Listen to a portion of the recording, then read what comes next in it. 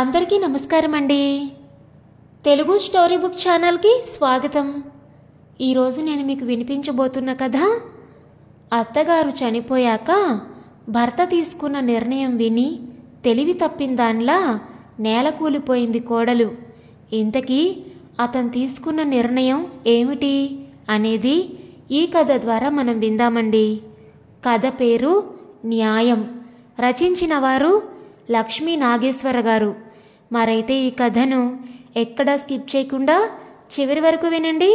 నచ్చితే లైక్ చేయండి. కొత్తగా మన ఛానల్ని చూస్తున్నట్లయితే కనుక సబ్స్క్రైబ్ చేసుకోవడం అస్సలు మర్చిపోవద్దు. మరొక కథలోకి వెళ్ళిపోదామా? అమ్మా ఇట్రా అని హాల్లో పేపర్ చదువుకుంటున్న రామనాథం తల్లిని పిలిచాడు. వంటింట్లో కూరలు తరుగుతున్న పార్వతమ్మ ఏమిట్రా అంటూ అతని దగ్గరకు వచ్చి కొడుకు ఏదో సీరియస్గా చెప్పే ఉద్దేశంలో ఉన్నాడని అతని పక్కన కుర్చీలో కూర్చుంది. అమ్మా మన సురేష్ లేడు, అతని మధ్య హైదరాబాద్ వెళ్ళి వచ్చాడు. అక్కడ మియాపూర్ వైపు స్థలాల రేట్లు బాగా పెరుగుతున్నాయి. ఇప్పుడు స్థలం చౌకగా తీసుకుంటే మంచి ఇన్వెస్ట్మెంట్. ఒకసారి స్థలం కొన్నామనుకో గవర్నమెంట్ లోన్ ఇస్తుంది, మంచి ఇల్లు కట్టుకోవచ్చు. అక్కడ అద్దెలు కూడా పెరుగుతున్నాయిట. అద్దెతో అప్పు తీర్చేయొచ్చు. ఏమంటావు? బావుందిరా, మంచి ఆలోచనే. మరి స్థలానికి డబ్బు? అదేనమ్మా, మన మల్కాజ్గిరి ఇల్లు ఊరికే ఉంది కదా, అది అమ్మేద్దాం. పార్వతమ్మ ఆలోచనలో పడింది. ఆమెకు మల్కాజ్గిరిలో చిన్న స్థలం, అందులో ఒక 3 గదుల ఇల్లు ఉన్నది. భర్త పోయిన తర్వాత కొడుకు దగ్గరకు వచ్చేస్తూ అందులో హైదరాబాదులోనే చిన్న గవర్నమెంట్ ఉద్యోగంలో ఉన్న కూతుర్ని అల్లుణ్ణి అక్కడుండమంది. ఈవిడ ఎప్పుడు హైదరాబాదు వెళ్ళినా ఆ ఇంట్లోనే కూతురి వద్ద ఉంటుంది. ఆ ఇల్లు కాక ఆవిడకు భర్త తాలూకు పెన్షన్ 6,000 నెల నెలా చేతికొస్తుంది. ఆమె కొంచెం ఆలోచించి మరి మహాలక్ష్మి మాట ఏమిట్రా అంది. అదేనమ్మా, మన ఇల్లు అమ్మితే 6 లక్షలు వస్తుంది. దాంతో మియాపూర్లో కొంచెం లోపలికి 300 గజాల స్థలం కొందాం. అప్పు చేసి మంచి ఇల్లు కడదాం. పక్కనే ఒక 50 గజాల స్థలంలో మహాలక్ష్మికి చిన్న ఇల్లు కట్టిస్తాను. పార్వతమ్మ సంతోషంగా ఒప్పుకుంది. ఇలా వీరు తర్జనా భర్జనా పడుతూ ఉంటే వంటింట్లో గిన్నెలు డమడమా శబ్దం చేశాయి. పార్వతమ్మ రామనాథం ముఖంలోకి చూసింది.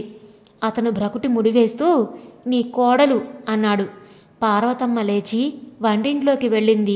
అప్పటికే ఆమె కోడలు హైమావతి పెద్దగా శబ్దం చేస్తూ వంట చేస్తోంది. గిన్నెలు మూతలు కింద జాగ్రత్తగా కూర్చోకుండా ఎగిరెగిరి పడుతున్నాయి. తను కొడుకు మాట్లాడుకుంటూ ఉంటే కోడలికి కోపం వచ్చింది. అది ఆవిడ గ్రహించింది.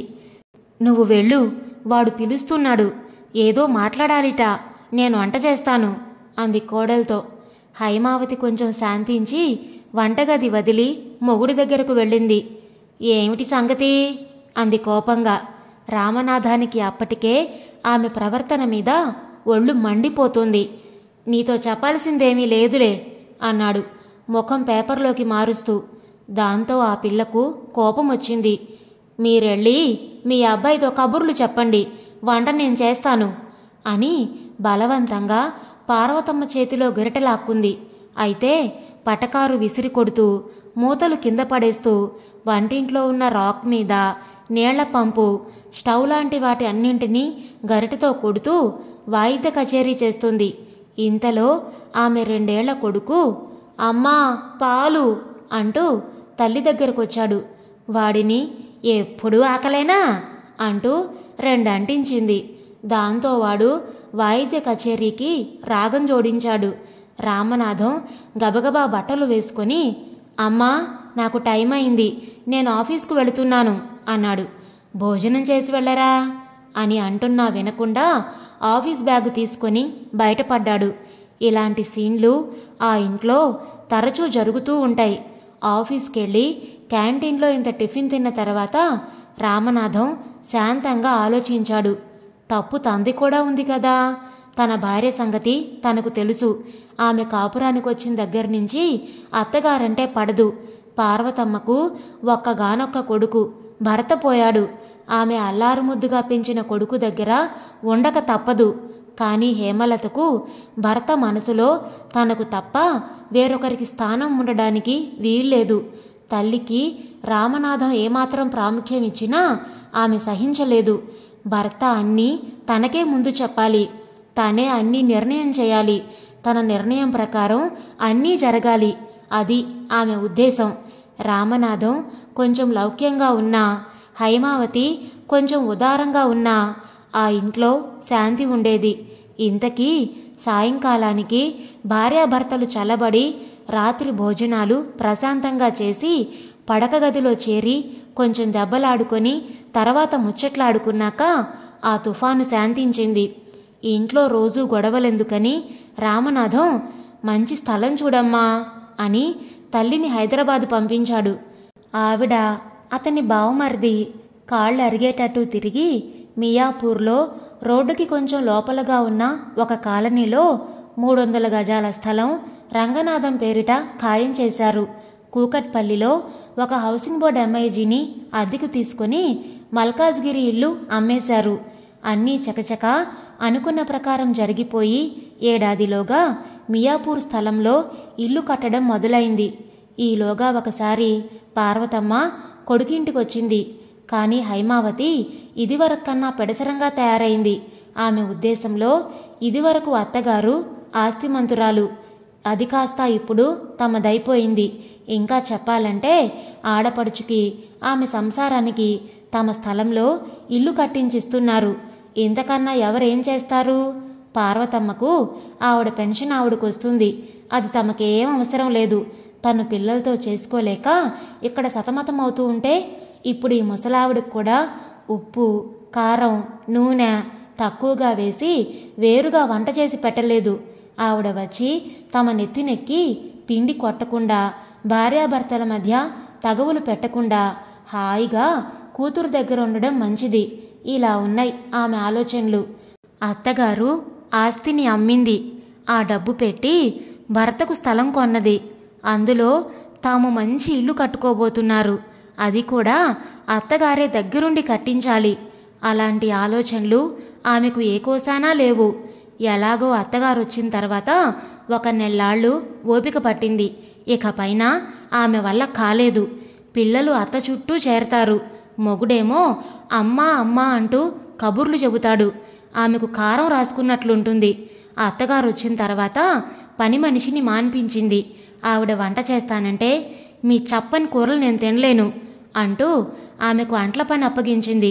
పైగా కోడలు వంట చేసి ఇంట్లో గిన్నెలన్నీ సింకులో వదిలేస్తుంది.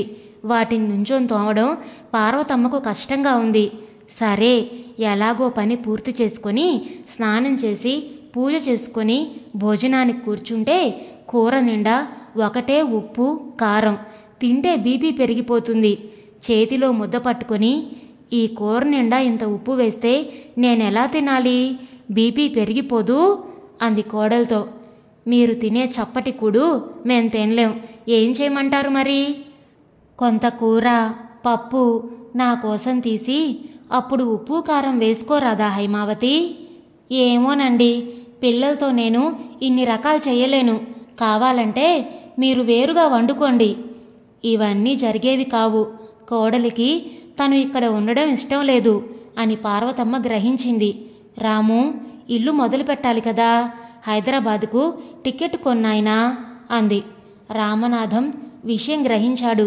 తల్లిని ఇల్లు కట్టే పని మీద హైదరాబాదు పంపించాడు. హైమావతికి చెప్పి చూశాడు. తల్లిని మనమే చూసుకోవాలి, అది బాగా చూసుకోవాలి.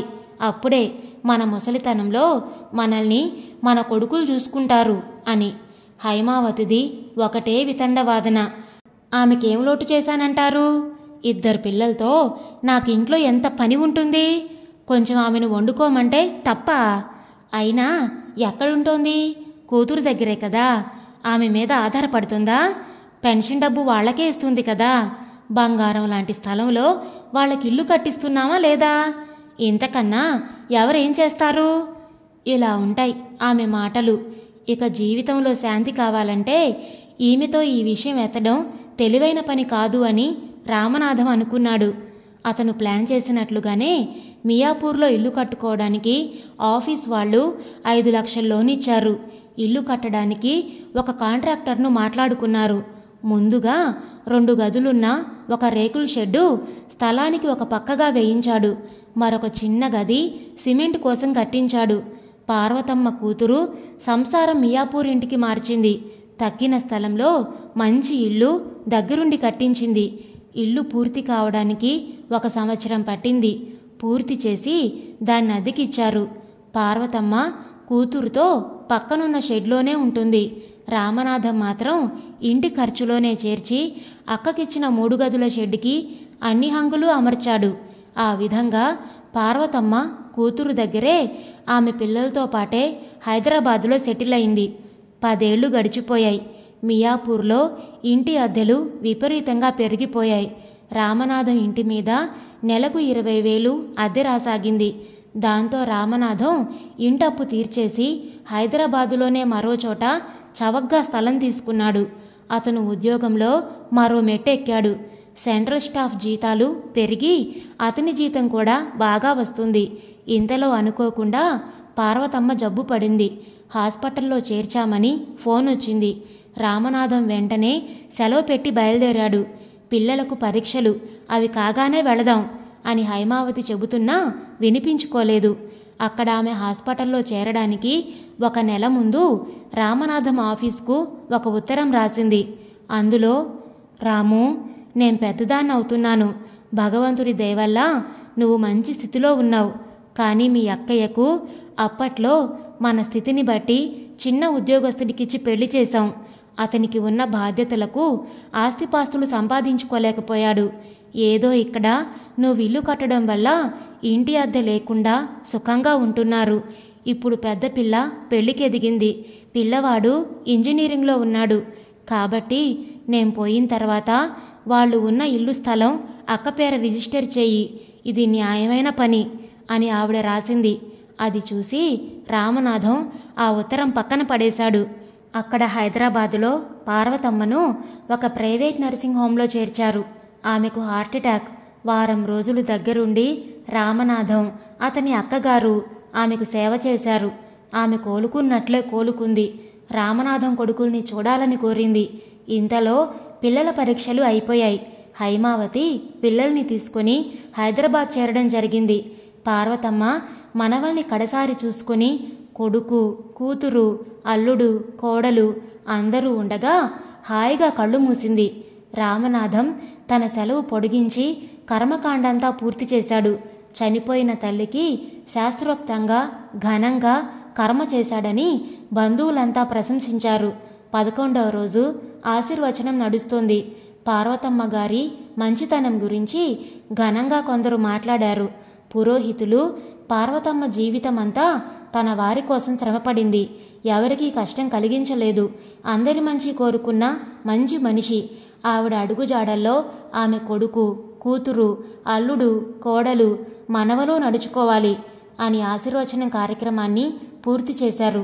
అంతా అయిన తర్వాత రామనాథం ఒక్క మాట అన్నాడు.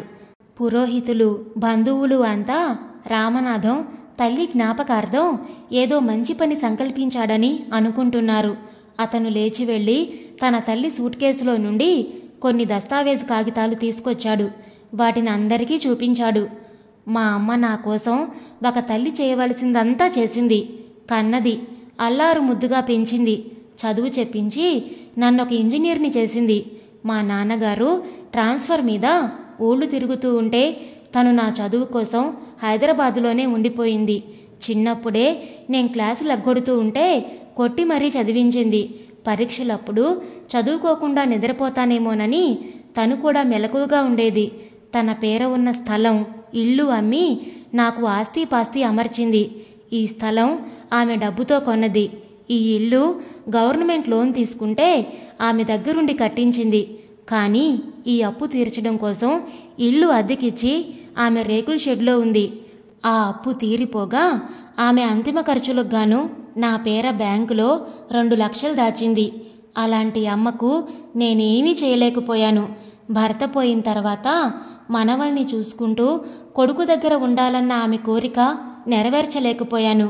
నిజానికి మా అమ్మ బాధ్యత అంతా మా అక్క చూసుకుంది. కూతురుగా రుణం తీర్చుకుంది.